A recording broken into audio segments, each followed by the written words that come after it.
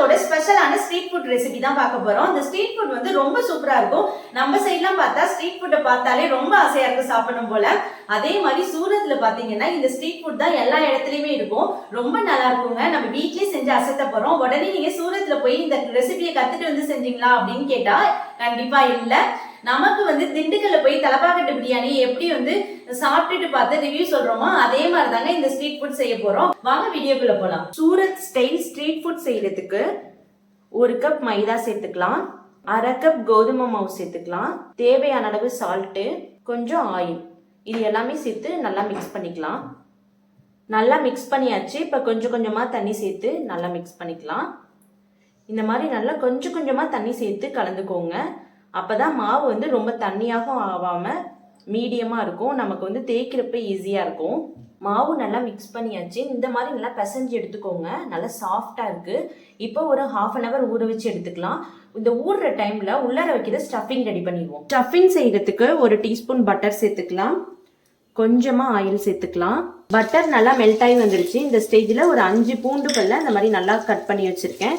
நல்லா பொடிசா கட் பண்ணி எடுத்துக்கோங்க.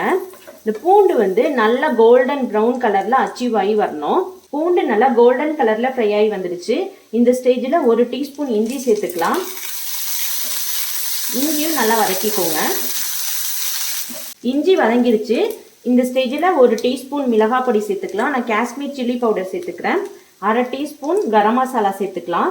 சேர்த்துட்டு ஸ்லோ ஃப்ளேம்ல வச்சு வதக்கிக்கோங்க, இல்லைன்னா கருகிடும் மசாலாலாம். இது எதுக்காக சேர்க்கிறோம்னா நல்ல ஒரு கலர் கொடுக்கும். 1 கப் வெங்காயம் சேர்த்துக்கலாம். நல்லா பொடிசா கட் பண்ணி சேர்த்துக்கோங்க. இஞ்சி, பூண்டு, வெங்காயம் 3மே நல்லா பொடியா கட் பண்ணி சேர்த்துக்கணும்.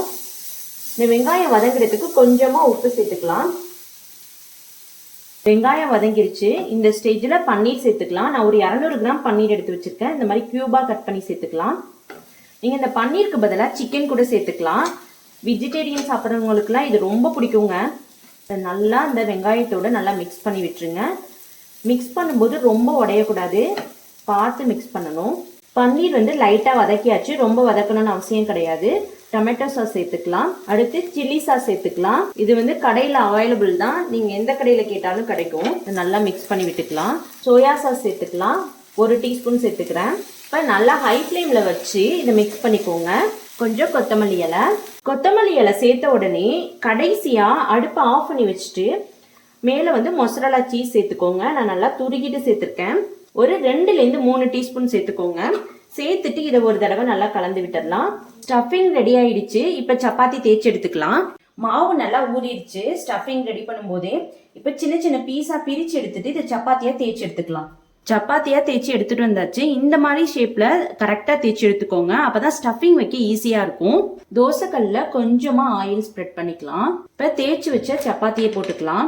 இந்த சப்பாத்தியை போட்டு ரொம்ப குக் பண்ணக்கூடாது. லைட்டா இந்த மாதிரி பபுளா வந்தோடனே திருப்பி போட்டுருங்க. போட்டுட்டு அது மேல இப்ப சீஸ் சேர்த்துக்கலாம். மொசரலா சீஸ் தான் சேர்த்துக்கிறேன். குழந்தைங்களுக்குன்னா இன்னும் கொஞ்சம் கூடுதலாவே சேர்த்து கொடுக்கலாம். நல்லா விரும்பி சாப்பிடுவாங்க. இப்ப நம்ம ரெடி பண்ணி வச்சிருக்க ஸ்டஃபிங் சேர்த்துக்கலாம். உங்களுக்கு எவ்வளவு வேணுமோ அந்த அளவுக்கு சேர்த்துக்கோங்க. இந்த ஓரங்கள்ல மட்டும் சேர்க்கக்கூடாது, ஏன்னா மூடும் போது கஷ்டமா இருக்கும். இப்ப 2ஆ மடிச்சுக்கலாம். இந்த மாதிரி நல்லா அழுத்தி விட்டுட்டு பொறுமையா திருப்பி விடணும். இப்ப இன்னொரு சைடு திருப்பி விட்டுக்கலாம். லைட்டா கோல்டன் கலர்ல ப்ரௌன் ஆகி வரணும்.